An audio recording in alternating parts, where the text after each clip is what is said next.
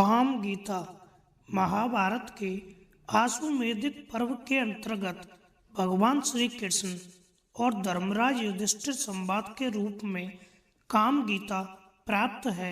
इसमें भगवान श्री कृष्ण ने काम प्रोक्त एक प्राचीन गाथा का वर्णन किया है, जिसमें बाह्य पदार्थों के त्याग के स्थान पर उनमें ममत्व के त्याग को ही वास्तविक त्याग बताया है, जो महान भय से छुटकारा दिलाने वाला है। अत्यंत लघु कलेवर वाली यह काम गीता यहाँ सा अनुवाद प्रस्तुत की जा रही है। भगवान श्री कृष्ण कहते हैं, भारत केवल राज्य आदि बाह्य पदार्थों का त्याग करने से ही सिद्धि नहीं प्राप्त होती, शारीरिक द्रव्य का त्याग करके भी सिद्धि प्राप्त होती है अथवा नहीं भी होती है। बाह्य पदार्थों से अलग होकर भी जो शारीरिक सुख विलास में आसक्त है, उसे जिस धर्म और सुख की प्राप्ति होती है, वो है तुम्हारे साथ द्वेष करने वालों को ही प्राप्त हो। मम मेरा ये दो अक्षर ही मृत्यु रूप हैं, और ना मम मेरा नहीं है, यह तीन अक्षरों का पद सनातन ब्रह्म की प्राप्ति का कारण है। ममता मृत्यु है और उसका त्याग सनातन अमृत तत्व है। राजन, इस प्रकार मृत्यु और अमृत दोनों अपने भीतर ही स्थित हैं। ये दोनों अदृश्य रहकर प्राणियों को लड़ाते हैं, अर्थात किसी को अपना मानना और किसी को अपना ना मानना। यह भाव ही युद्ध का कारण है, इसमें संशय नहीं है।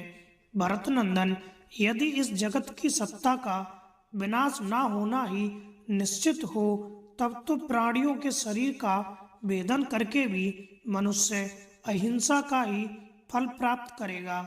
चराचर प्राणियों सहित समूची पृथ्वी को पाकर भी जिसकी उसमें ममता नहीं होती, वह उसको लेकर क्या करेगा, अर्थात उस संपत्ति से उसका कोई अनर्थ नहीं हो सकता।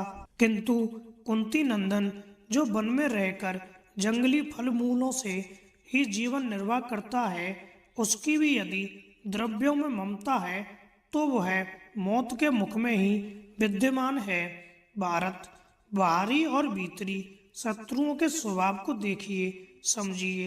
ये माया में होने के कारण मिथ्या हैं, ऐसा निश्चय कीजिए। जो मायिक पदार्थों को ममत्व की दृष्टि से नहीं देखता, वह महान भय से छुटकारा पा जाता है। जिसका मन कामनाओं में आसक्त है, उसकी संसार के लोग प्रशंसा नहीं करते हैं। कोई भी प्रवृत्ति बिना कामना के नहीं होती, और समस्त कामनाएं मन से ही प्रकट होती हैं।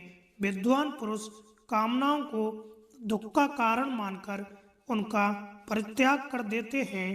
योगी पुरुष अनेक जन्मों के अभ्यास से योग को ही मोक्ष का मार्ग निश्चित करके कामनाओं का नाश कर डालता है।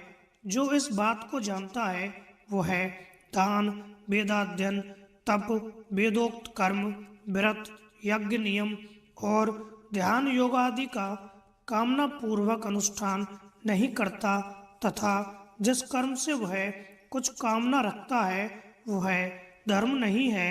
वास्तव में कामनाओं का निग्रह ही धर्म है, और वही मोक्ष का मूल है।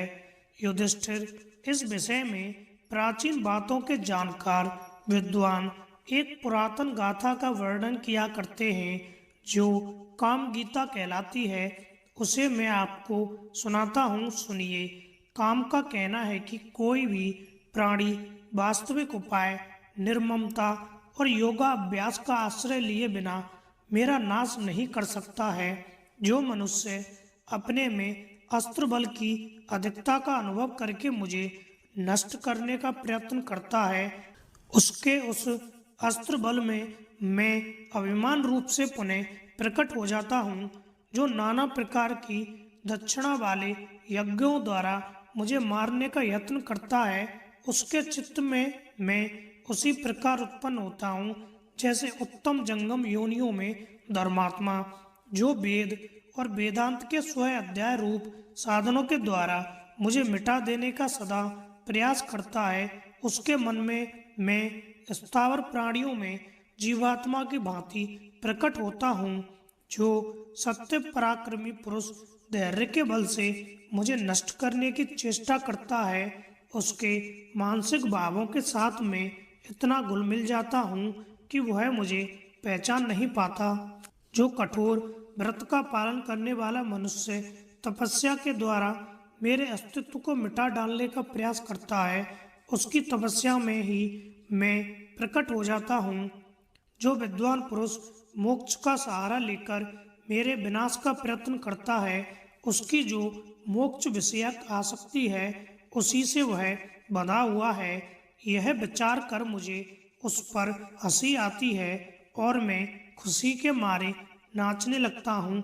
एकमात्र मैं ही समस्त प्राणियों के लिए अबाध्य एवं सदा रहने वाला हूँ।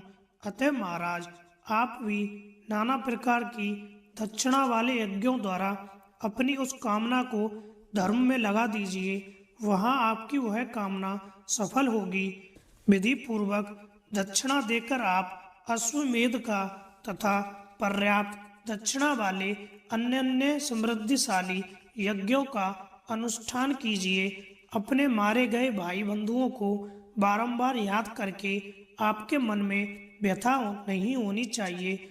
इस समरांगण में जिनका वध हुआ है उन्हें आप फिर नहीं देख सकते, इसलिए आप पर्याप्त दक्षिणा वाले समृद्धिशाली महायज्ञों का अनुष्ठान करके इस लोक में उत्तम कीर्ति और परलोक में श्रेष्ठ गति प्राप्त करेंगे।